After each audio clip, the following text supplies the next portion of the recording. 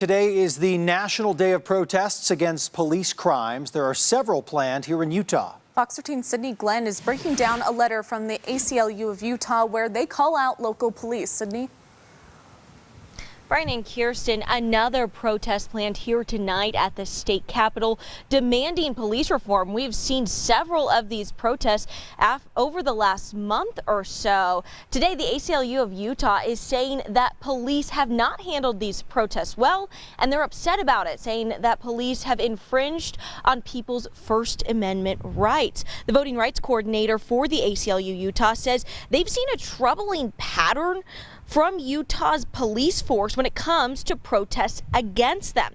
In this lengthy and strongly worded letter, the organization says in part, the government cannot discriminate simply because it does not like what is said. Yet, throughout these examples, the viewpoint, discrimination displaced by the police, responses to the exercise of First Amendment rights cannot be ignored. And Nikki Vennickball with the ACLU says it's just time for change.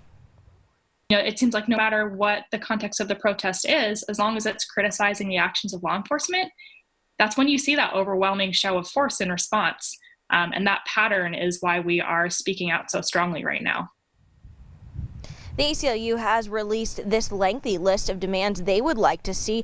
One of those things, including requiring all law enforcement officers to have clear identification, something that the ACLU says they haven't always seen with police here in Utah when they're in their riot gear. The U.S. Attorney for the Oregon District is calling on an investigation after accusations of authorities without badges arresting protesters in Portland, Oregon. Now, we did reach out to the Salt Lake City Police Department today to see if they wanted to weigh in on some of these accusations, as well as talk to us more about the tactics they've been using time and time again as protests continue throughout our state, specifically mostly here in the Salt Lake City area. A spokesperson for the department says, unfortunately, we're going to have to wait until Monday to hear from somebody on this issue. Coming up tonight at Fox 13 News live at 9. Of course, we're going to be covering that protest for you live, as well as digging deeper into the ACLU's new letter.